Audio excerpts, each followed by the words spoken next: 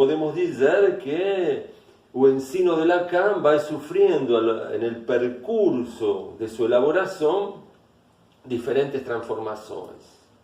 Ou seja que, en realidad, de Lacan no se puede hacer un dogma. Lacan va modificando su propio ensino, va modificando sus propias formalizaciones, porque a veces algunas de sus formalizaciones están en contradicción con el propio Freud. Por ejemplo, la primera formalización de Lacan sitúa la libido en un ello imaginario. Por lo tanto, está desconectada do inconsciente, que estaría en un ello simbólico. Entonces, es una formalización que muestra que Lacan en ese punto está en contradicción con el propio Freud, porque para Freud la libido siempre fue de carácter inconsciente. Es decir, que Lacan, ya sea porque sus formalizaciones no están a la altura de las formulaciones de Freud, ya sea porque está pensando contra sí propio, el ensino de Lacan tiene diferentes momentos. Inclusive podríamos decir que hay un Lacan no lacaniano, ya que Lacan sitúa el comienzo de su ensino en 1953 con su discurso de Roma, con su informe de Roma, que se llamó Función y campo da fala y da linguagem na psicanálisis. Es decir, que antes de 1953, Lacan ya comienza a tener formulaciones, textos analíticos en 1936, quiere decir que de 1936 a 1953 nos encontramos con lo que el propio Lacan llama los antecedentes de su ensino, y que su ensino propiamente dito va a comenzar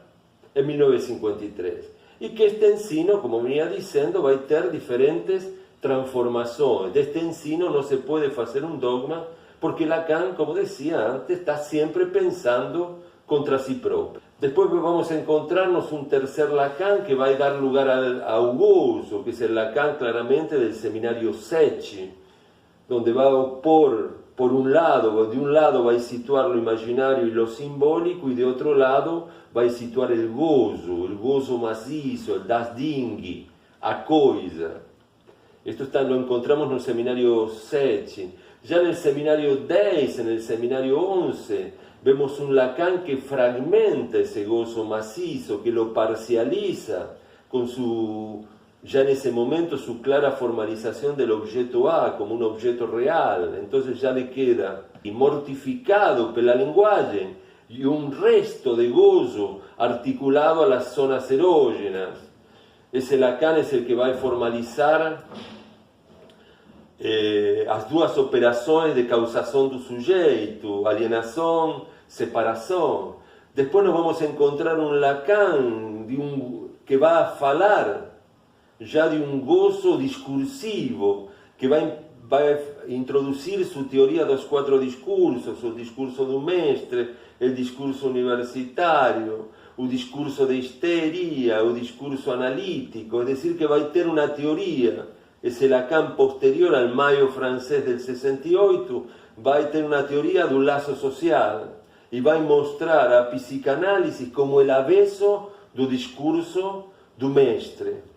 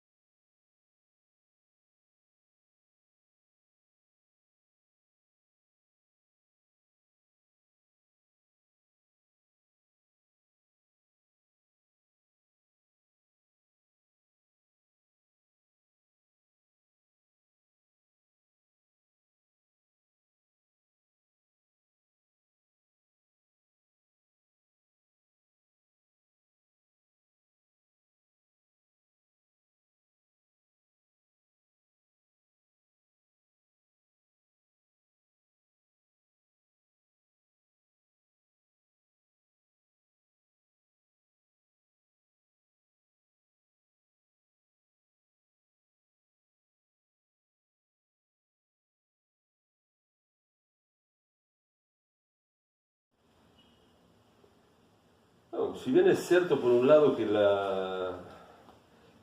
el ensino de Lacan, de alguna manera, en partes es una operación de saber en relación al genio freudiano, es decir, resituar a teoría freudiana que está en relación a la práctica analítica en términos teóricos que estén más en sintonía con esa práctica, que es una práctica de palabra, de ahí el recurso de Lacan a Saussure, al pai da lingüística moderna, a Lévi-Strauss, la antropología estructural, a Jacobson, la fonología, la topología matemática.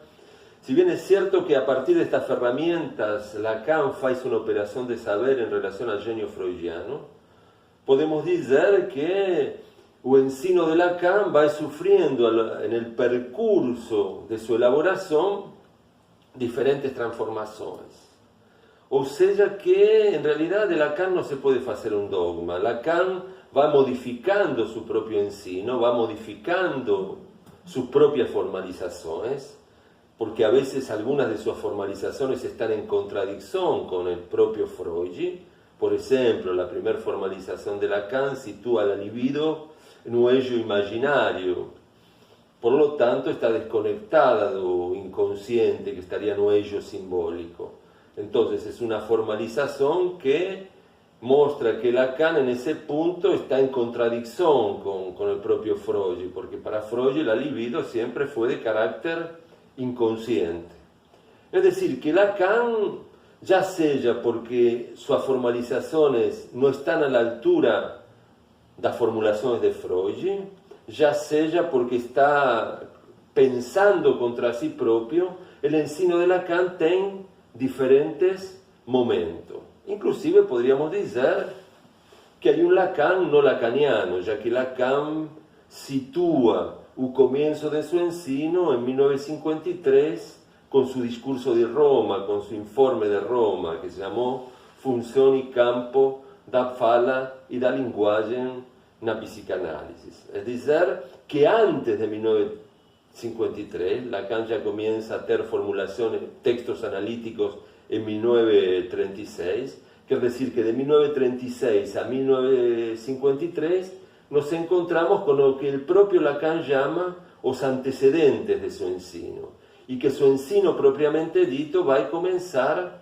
en 1953, y que este ensino, como venía diciendo, va a tener diferentes transformaciones. De este ensino no se puede hacer un dogma, porque Lacan, como decía antes, está siempre pensando contra sí propio. Es decir, que hay un primer momento de este ensino que está centrado en las leyes de la palabra plena, palabra vacía, y eso dura de 1953 a 1956, 57. Ya con su escrito, La instancia de la letra en psicanálisis, tenemos un Lacan que no está del lado de las leyes de la palabra, como palabra plena y palabra vacía, sino de las leyes del lenguaje.